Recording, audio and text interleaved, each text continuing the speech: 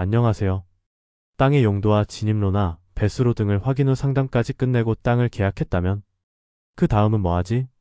이제 부동산 중개사와 해야 할 일이 지난 시점이고 지금부터는 토목건축 설계사무실과의 시간입니다. 지난번에 개발행위가 먼저라고 했습니다. 그럼 당연히 토목설계사무실을 먼저 선정해야 하겠지요. 경우에 따라서 건축설계사무실을 먼저 선정하고 그들과 협업하는 토목설계사무실과 연결할 수도 있습니다. 토목설계사무실을 선정할 때는 어떻게 해야 할까? 시청 주변에 설계사무실 아무데나 들어가면 되나? 지인이 소개한 곳으로 가볼까? 정답은 없지만 제 경험으로 알려드리면 비용은 다른 데보다 비싸지만 허가를 빨리 낸다고 알려진 곳을 선정해야 합니다. 싸게 열심히 하는 것과 비싸지만 일 잘하는 것의 차이는 상당합니다. 개업한 지 얼마 안 된 사무소의 소장님들은 대부분 젊은 축이고 열정이 넘치며 의욕적으로 상담을 하고 피드백을 주고받습니다. 반면에 오랫동안 하신 분들은 노련한 지식과 공무원들과의 인적 네트워크를 강조하기도 합니다. 둘 다 장단점이 분명히 존재하지만 오래된 분들의 일처리는 진짜 빠르고 간결합니다. 그만큼 인적 네트워크가 작용하기 때문입니다. 반면 젊은 소장님들은 사회생활이 다 그렇듯 인적 네트워크가 아직 약해서 좀 더 시간이 지체되는 경우가 있습니다. 노련한 분들은 담당 공무원들이 원하는 바를 정확히 알고 자료를 준비합니다. 허가에 관련된 도면을 포함한 각종 서류를 허가서류라고 부릅니다. 이걸 다 작성해서 제출하면 허가 담당 공무원이 1차적으로 검토합니다. 빠진 서류는 없는지 그 내용이 허가 기준과 적합한지 꼼꼼하게 체크합니다. 도장 하나 빠져도 안 되고 주소나 주민등록번호가 틀려도 안 됩니다. 그런 걸 빨리 대처하고 가능한 실수가 적게 해야 허가가 빨리 나고 일 잘하는 겁니다. 작성된 도면도 상당히 세세하게 검토합니다. 담당 공무원이 질문을 하면 그 자리에서 관련 근거 등을 인용하여 답변해야 합니다. 거기서 설명이 부족하거나 버벅거리면 허가서를 접수 전에 거부당하고 보완을 해야 합니다. 담당 공무원도 사람이니 모든 규정을 알 수 없고 허가 관련 민원은 산처럼 쌓이다 보니 본인들이 찾아보고 검토해야 할 사항들을 토목설계 사무실 직원들을 호출하여 의문점을 설명 듣고 근거를 확인할 수밖에 없는 게 현실입니다. 답변이 부실하거나 근거를 대지 못하면 심하면 서류가 반려되고 시간은 자꾸 흘러가지요. 다양한 설계 용역과 공무원의 성향 등 사람을 대하는 경험치에서 나오는 관록은 고객들의 시간을 아껴줄 것이고 그것이 노련한 분들을 써야 되는 이유입니다.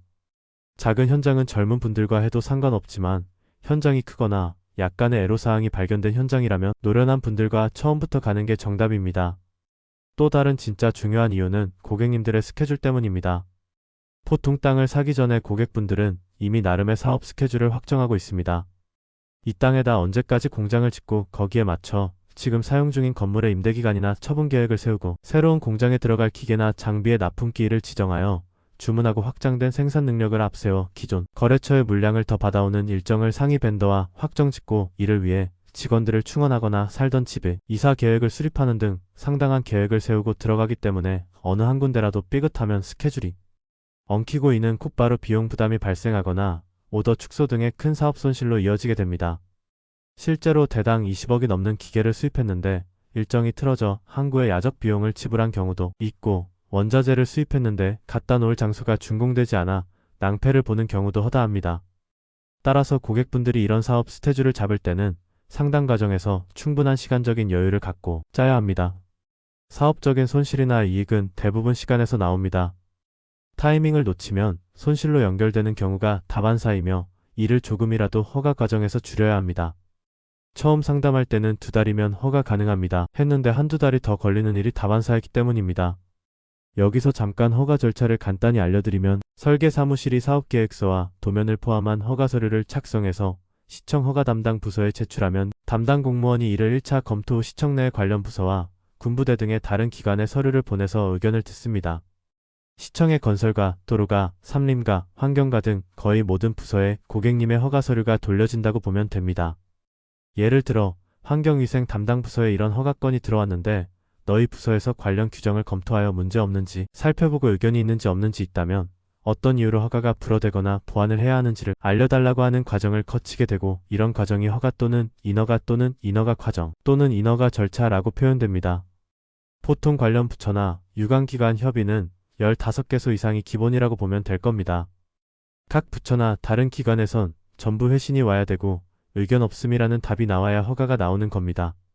그중 한 군데라도 보완 요청이 나오면 전체 서류의 허가 진행 절차는 중단되며 해당 보완 의견에 대해 서류를 수정하거나 첨부하여 다시 제출하면 그 부서로 그 서류를 보내고 검토를 받고 하다 보면 거기서만 최소 2주 이상의 기간이 소요되니 밑을 노르시죠.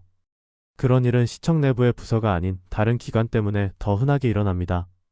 특히 군부대나 종건소 또는 국도유지관리사무소 등의 서류가 갈 경우에는 지체되는 경우가 더 많습니다.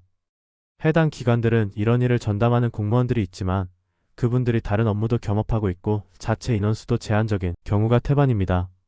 종건소나 국도유지관리사무소의 경우는 최소한 도 단위의 업무를 관장하다 보니 그들 입장에선 작은 땅에 대한 연결허가들은 업무의 중요성에서 밀리는 게 당연한 일이기 때문입니다. 군부대는 더합니다. 심지어 인력 부족에 따른 담당군인 또는 군무원이 공석인 경우에는 하염없이 기다리다 항의 방문까지 해야 겨우 일처리가 되는 경우도 있습니다. 각종 훈련이나 군 내부의 감찰 또는 검열과 감사 등으로 지체되는 일도 많고요. 보통 허가 규정의 허가 기간은 서류가 접수되고 특별한 일이 없으면 개발행위는 15일 이내로 명시되어 있지만 위에서 설명한 여러 이유로 2달 정도 잡는 게 맞습니다. 2달이면 허가 가능합니다. 라는 말은 시청에서 서류가 돌아가는 것은 원래 보름이면 충분하지만 관계된 기관들과의 협의는 몇 달이 걸릴지 모릅니다. 라고 이해하셔야 합니다. 엔간한 지역엔 군부대가 있고 방공포부대도 있습니다. 비행안전고도나 코도 제한이 걸리는 경우가 많아서 반드시 허가 전에 협의해야 하며 관련 내용을 해당 부대에 공문으로 보내면 부대 담당자가 이를 검토 후 해당 사항이 없다든지 아니면 조건부 협의를 하든지 해서 의견을 담은 공문을 회신해 주어야 합니다.